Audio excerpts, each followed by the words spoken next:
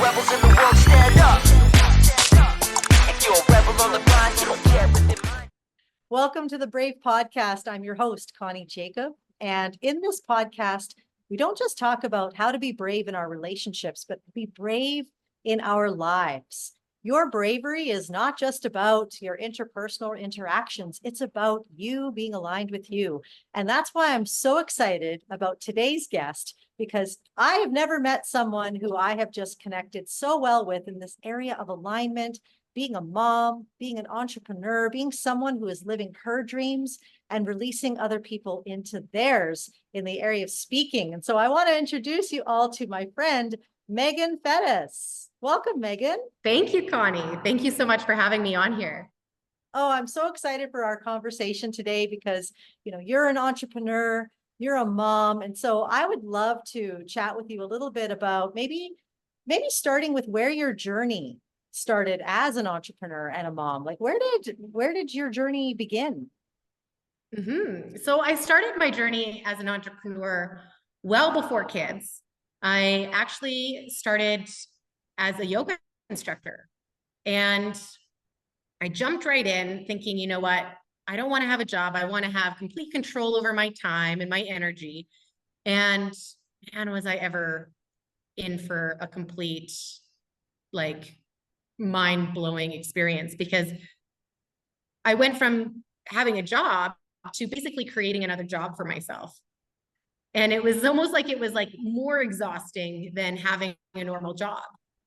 So I knew I had to learn what I needed to learn in order to create more space and more time and balance. I had some of those tools and those skills. And then when I became a mom, it was like all of that knowledge had gone away. I think I had this expectation that we naturally do as moms, or maybe it was just myself, I don't know, but I had this expectation that it would be easy, that I would be able to figure it all out, and I would be able to balance my time. My kid would have these perfect nap times, and my oldest did not sleep. He barely slept. He screamed a lot. He was super colicky.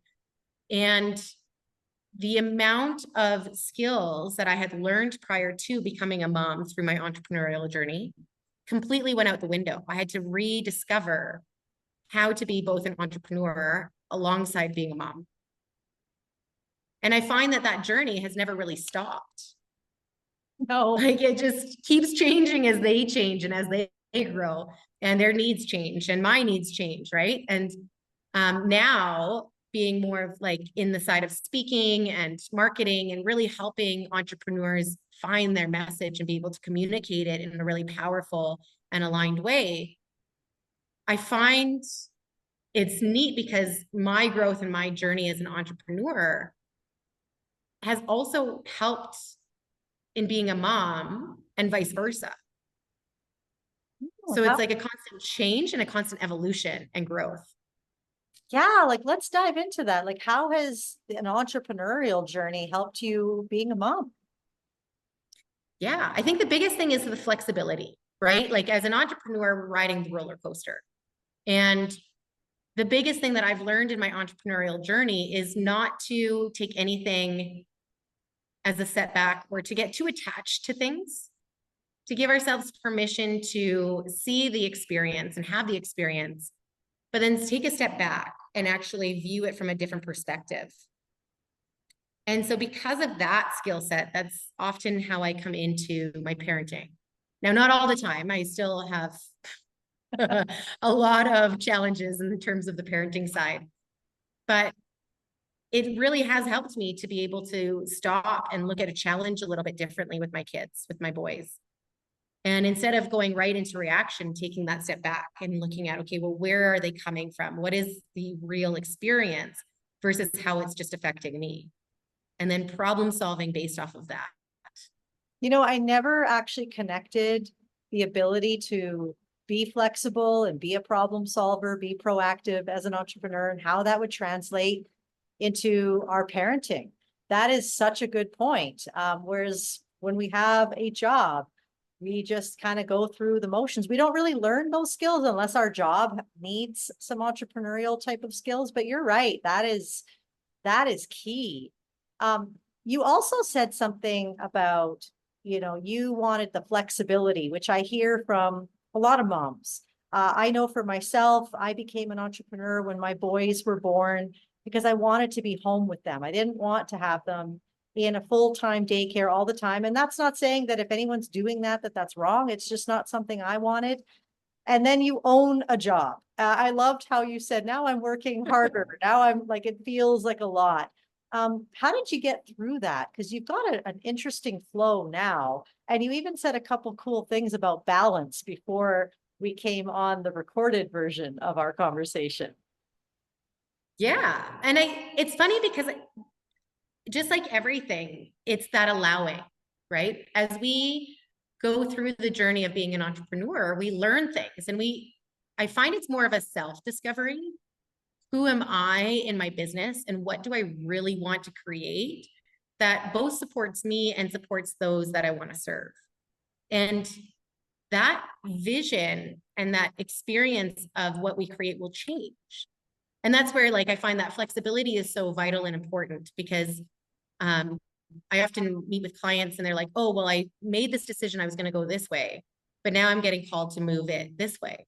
And I'm like, hey, well, allow yourself that space to do that because we need to give that space. So one thing that I've really learned for myself is that the business model that you create for yourself has to align with you. It has to align with your time, right? Like, so for example, if you've got kids, really being aware of, do I want to be engaging in, say, trainings or coaching calls or whatever it might be all day, every day? Most likely not. So then all of a sudden it's like, okay, well then what else can I do that will allow me to take back my time? Yeah. And give yourself that permission to really tune into what you want that will allow you to show up as your best self in everything that you're doing. This part is so important in the journey, isn't it? To be able to really dive into who am I? What do I want to create out there? And how does it work within my constraints as a mom? And you can have both. I know you and I, we both believe that, yeah, you can be a parent and you can live your dreams. It's possible. In fact, I find being a parent has allowed me to focus. Before I had kids, it's like anything goes. I can do it all. And now I'm like, I can't do it all. I got 10 minutes. What can I do in 10 minutes? Totally. It is. It like kind of refines like what is highest priority? What can I do in a short amount of time? And how can I make the best use of my time? Because it is like micro moments, right? And being okay with that. I think that was like for me the biggest challenge that I had to overcome as I became a mom and an entrepreneur was that my work day didn't look the same as what traditionally was a work day. So I had kind of magic moments, I would call them, where, especially when my boys were quite a bit younger, 15 minutes where they were maybe distracted doing something else. They were playing with their monster trucks or doing something else. So 15 minutes, I've got 15 minutes to do what I need to do. What is of highest priority, what's going to make the greatest impact, and what's going to actually be the most best use of my time. And then knowing that, again, when they were younger, there's the nap time, right? So that's a longer period of time. Okay, well, now I can do other things or get other pieces of my business done. So it's really looking at what your schedule is and giving yourself permission to utilize your schedule to create your schedule, if that makes sense. Yes. There's so much freedom to create that schedule. Like you're in the mountains right now. You just finished a workshop. I'm taking my boys to the mountains once we're done this interview. And like there's that opportunity to do that. But in order to do these things, we've had to probably think about the other parts of our schedule that's needed to shift. And there's that freedom. And you said something about balance, how you're finding that there's no such thing as balance. And I just find that so freeing because as moms, business owners, wives, friends, we just feel like women, we just take it all on. So can you unpack what you mean by you don't think there's anything such thing as balance? Yes. This is one of my favorite topics because it's like right where I'm like really landing in and acknowledging right now. Because as women, what I've noticed is that we try to fit ourselves into kind of like the same spaces as men, right? Like a prime example of that is I used to think, oh, my husband gets from 9 till 6 to work. I should get the same. And then it was like, oh, well, but now I've got to balance my kids and work and all these other aspects. And I'd be exhausted trying to just find this fleeting idea of balance.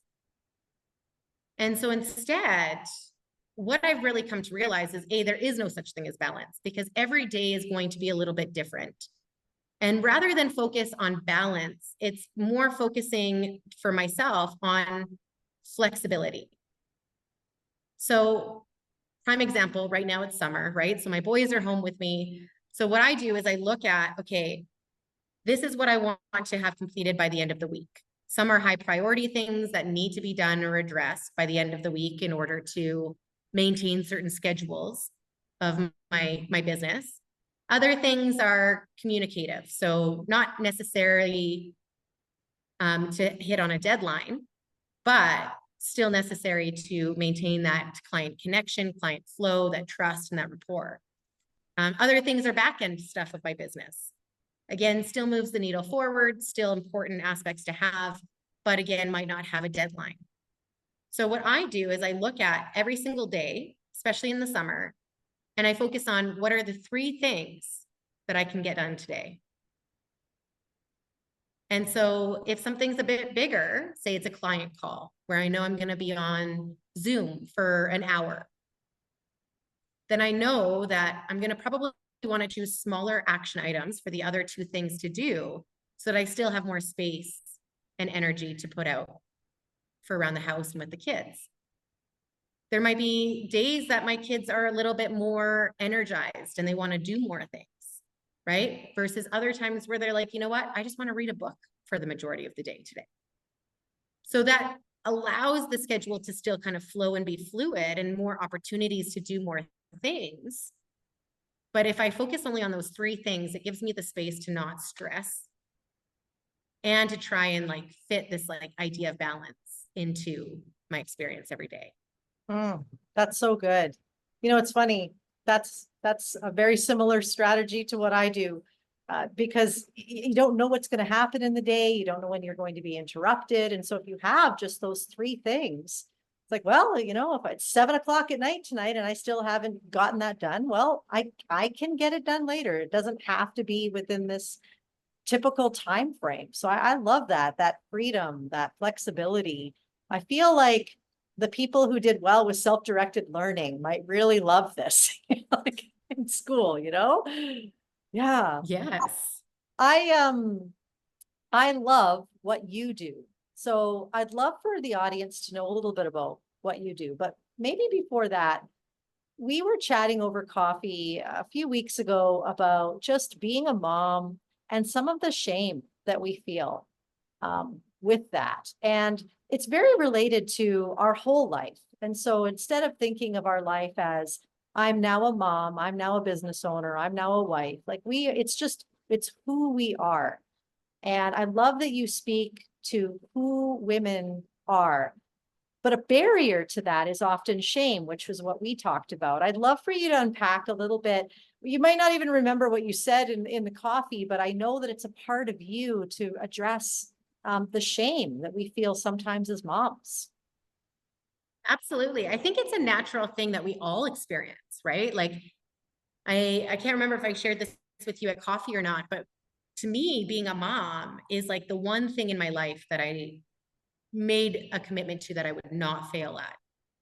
But it's also the one thing in my life that I don't have a lot of control over. And so from my own experience, my 2 boys are very different in personality.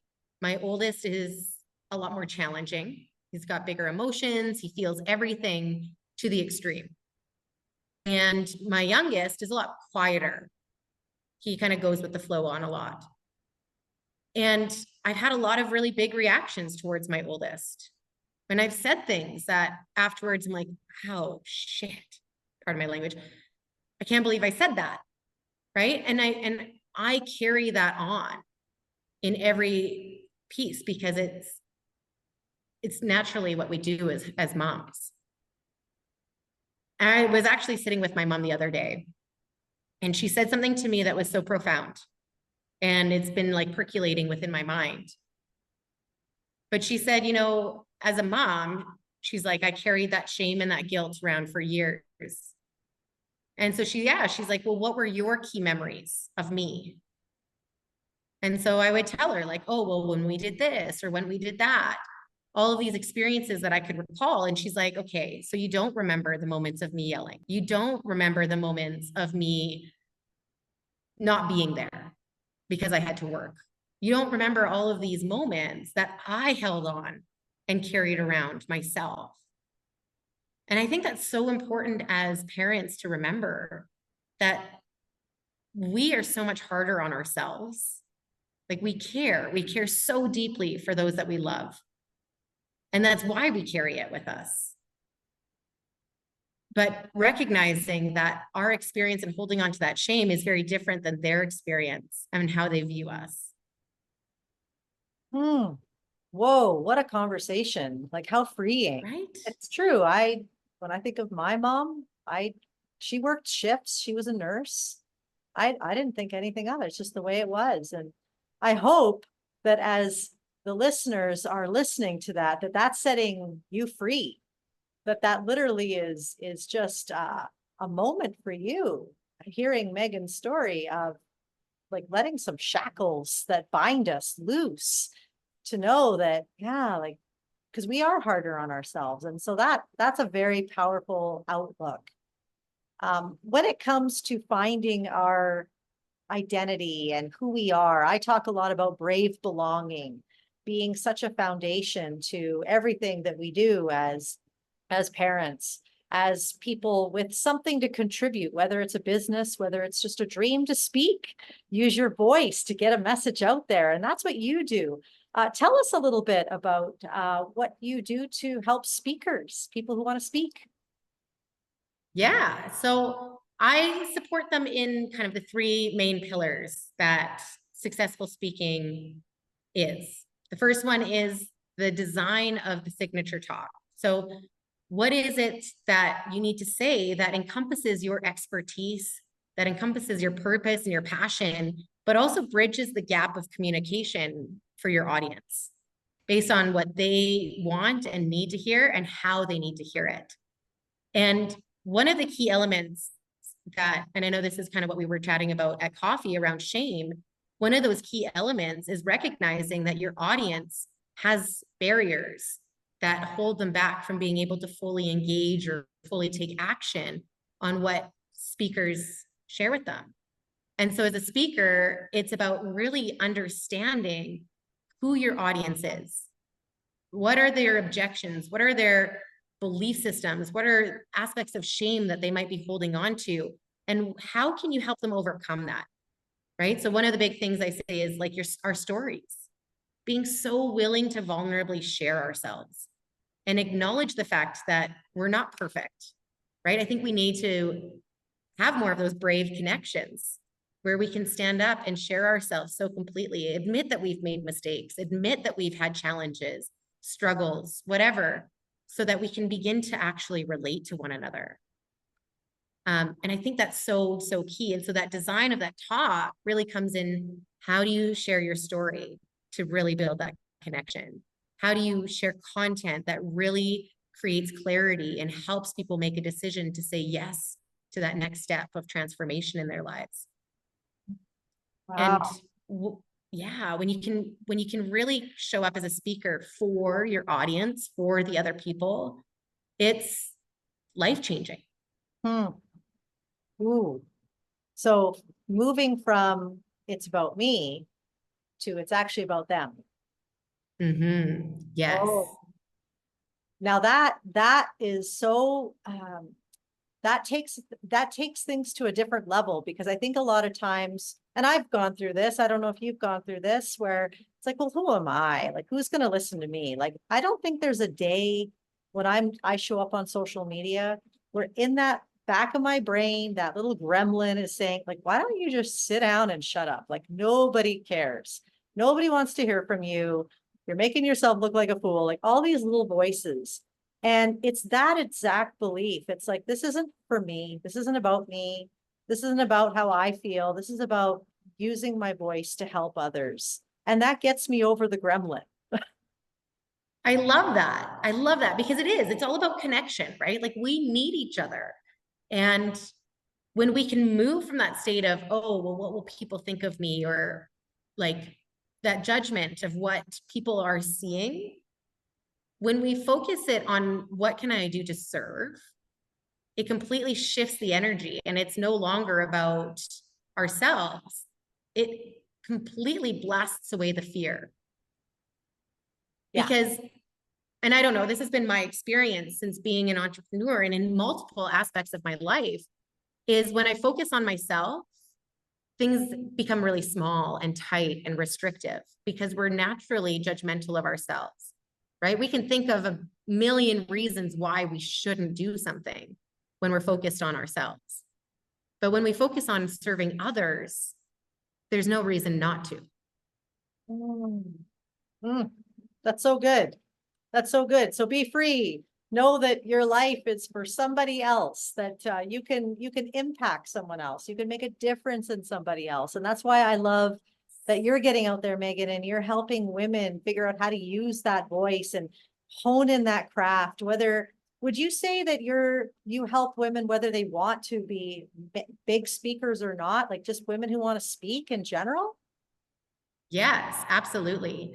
Because communication is so key, right? Like how we communicate is, I mean, in business is powerful, but even in terms of like how we communicate ourselves, right? How we show up and have those conversations and how we allow ourselves to truly engage with someone else Yeah. changes the dynamics of relationship, which ultimately change the dynamics of our experience and our belief systems about ourselves as well.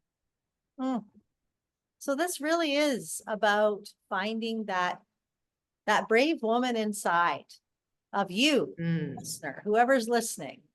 It's really so much deeper than just, oh, I think I'll start a business, or, oh, I think I'll begin to speak or share. Like it really is about finding that brave purpose in your life, finding that thing that you uniquely bring to the world. And I've said it before, and I'll say it again, because it's worth repeating, that oftentimes the depression that we feel in our lives, the languishing that we feel, often just comes because we're disconnected from ourselves and our purpose. And so, Meagan, you're amazing. I'm just so happy to have you just in my circle of friends. You're someone I cheer for. You're someone I see out there igniting people. I'm really grateful for you. And I am so grateful. I'm going to be launching the Women's Dream Launch Academy in the fall. And I am just so proud to say that anyone who wants to speak, I'm going to be sending them your way because you are good soil to invest in, and you're a great mentor and coach. And I've specifically had women I coach go through your program, and they rave about it. And so I just want to say to anyone listening that Meagan is incredible. If you don't know her, you should follow her. I'm going to put all of her links in the show notes for you to check her out and just give her a follow, because you're doing great things. I'm just grateful for a woman like you pioneering out there. Well, thank you. I feel incredibly grateful myself to have you in my circle, because you are truly one that is all heart and purpose and really showing up and creating like real connections, which is exactly what we need in every aspect of our lives. And so thank you. Oh, well, you're so welcome. Well, it's been a pleasure chatting with you, and everyone out there. I just want to encourage you to keep being brave. All the rebels in the world stand up.